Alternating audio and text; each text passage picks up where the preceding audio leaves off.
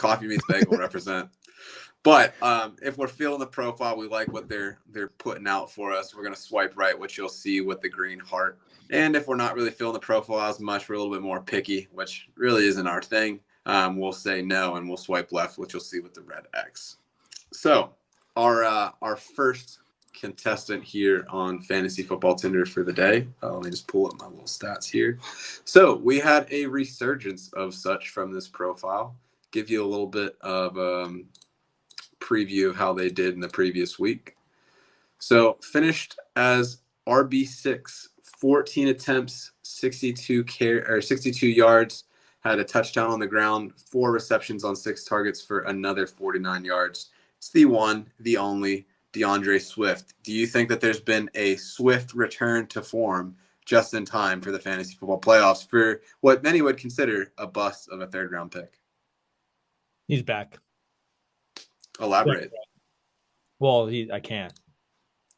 Oh, he can't. Drew is very excited about DeAndre Swift for reasons that he may or may not explain later. He may have paid explicitly for this man. So I guess we'll turn it over to you, Zach. That was a quick yes from Drew.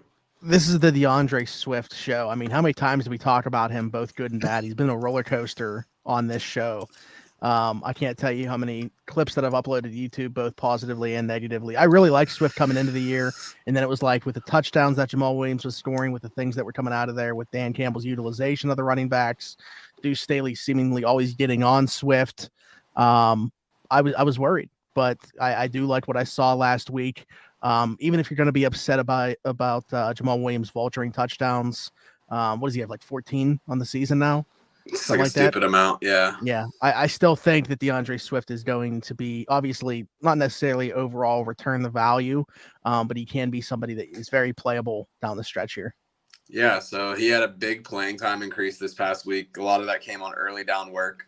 So it's weird. They kind of have this like 3-back committee right now in Detroit, right? So Swift was like really trying to figure out what his role would be. So you had Jamal Williams, who's very much like their short yardage goal line back, which is like very convenient from a fantasy perspective. He doesn't need to get a lot of yards to have a productive day because they really like to run the ball when they get in those goal line opportunities. Swift did see an uptick this past week in goal line opportunities, but a lot of that was during like 2-minute drills and hurry up offense. So I don't think that's something that we'll see week to week, but I do have confidence in the fact that in each quarter in the early downs, he was getting a lot of the work. And even when they had that larger lead in the fourth quarter, he continued to still be that early down back.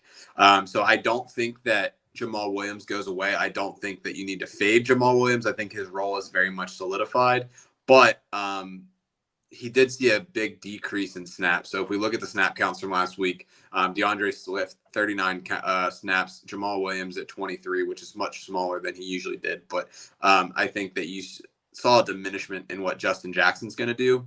So I think that Swift, for me, probably RB2 going forward. I'm not sure what their matchups look like for the rest of the year, but I closed the window, so I'm not going to go and figure it out. But yeah, I'll swipe right on him as well. So good deal.